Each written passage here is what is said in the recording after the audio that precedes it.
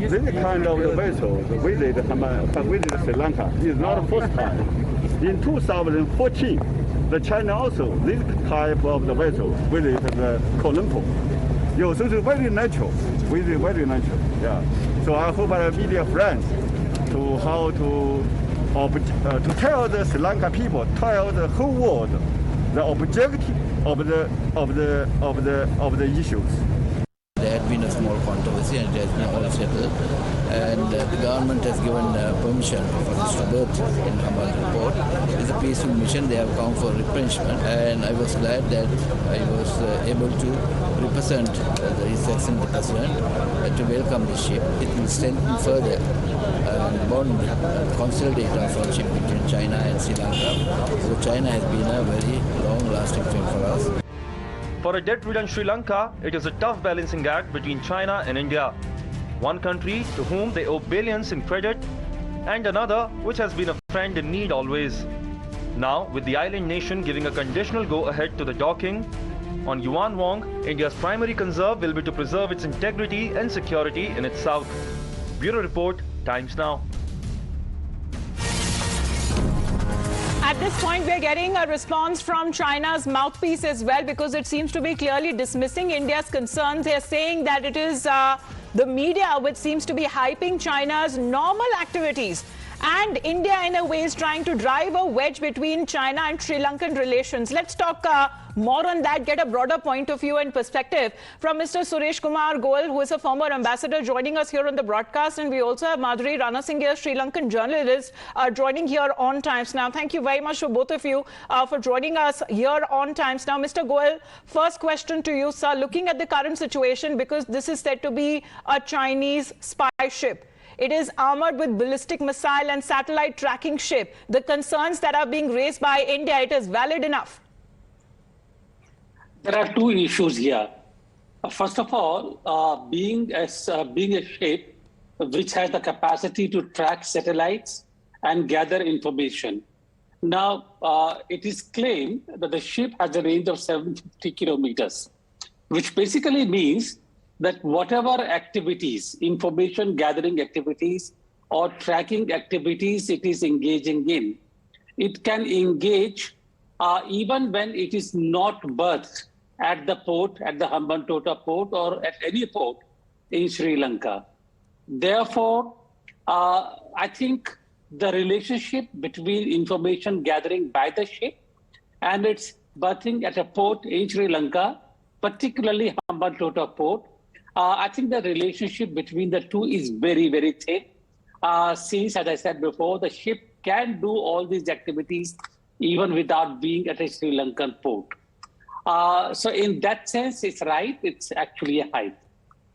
However, what it actually means is that Sri Lanka, a country which is very close to India, has given to the Chinese viewpoint or the Chinese insistence on berthing the ship there, even though concerns were expressed by India to Sri Lanka, according to the reports, or at least the matter, Sri Lankan government was aware and sensitivities in this matter.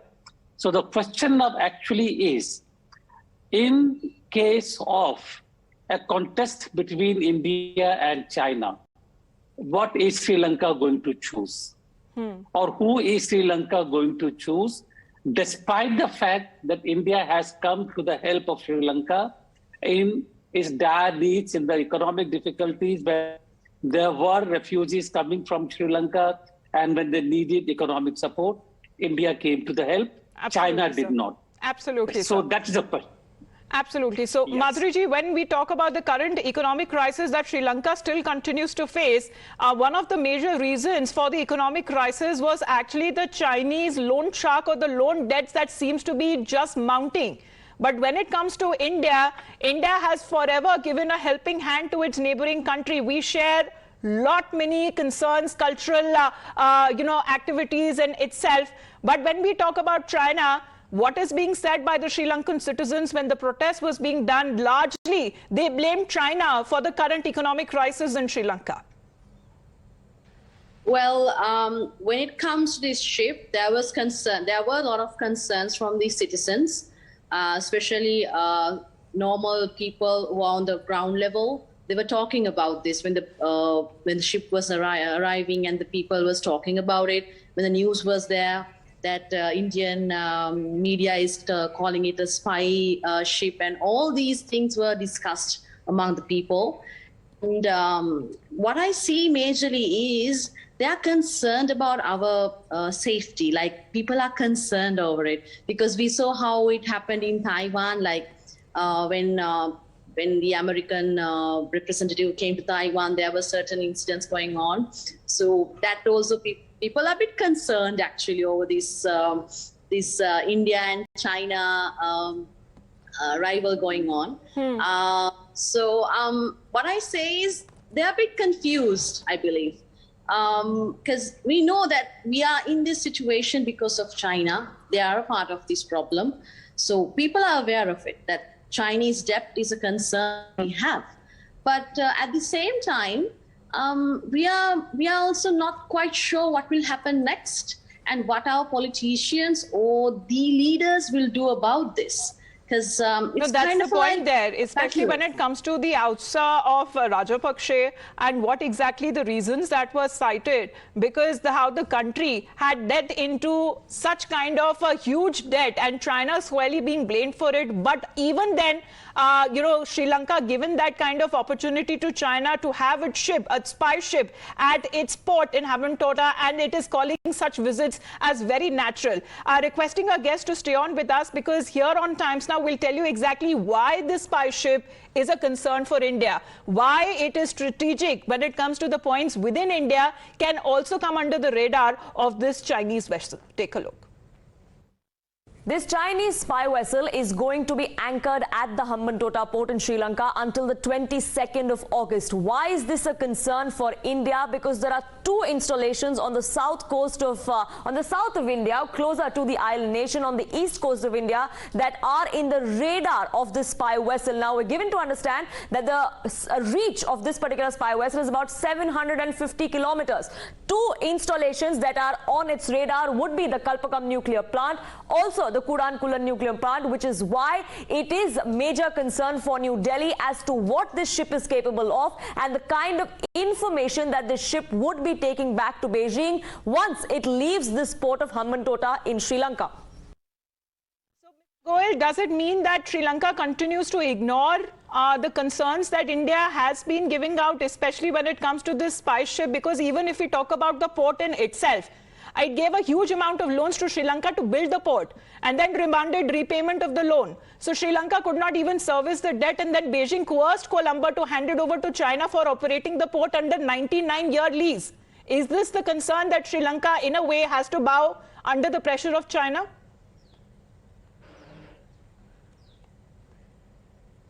Mr. Goel? Right. Yes, you are quite right, absolutely right in that assessment. And that is exactly what the Indian worry should be. Not so much as what the ship can do now, but if the ship, Sri Lanka is now forced into letting the ship berth in the Hambantota port, clearly indicates that China can claim the ownership of the port. China can pressurize Sri Lanka into doing things, even if it's not willing to do so. Now, this is one information gathering, they call it research ship. But tomorrow it can be actually another submarine or ship, which is actually equipped with missiles and so on and so forth, which is capable of taking warfare activities close to the Indian shore, do exercises from the port. Now, that is the thing, that even at the cost of Indian security, Indian maritime security, Sri Lanka would be compelled to let the ship berth at the Hambantota. And that is actually now the fear which we had expressed about the Hambantota port coming true in real life. That is what we need to worry about and cater to in our maritime security schemes. Yes. Right, sir. But Madhuri ji, when it comes to a friend in need, has Sri Lanka forgotten that it was India that was the first responder to its economic challenges? Because India has always been there. And Sri Lanka approached China also for assistance, but it was only promise assistance. India has gone way beyond when it comes to assisting Sri Lanka, and it has promised that it will continue to do so. Well, I believe we haven't forgotten it, especially the normal people and the citizens. They remember these things. That's why they talk about this problem as well. When it comes to this issue, it was widespread and people started talking about it. So they are really concerned about how this is going on. And it's a big news in Sri Lanka as well.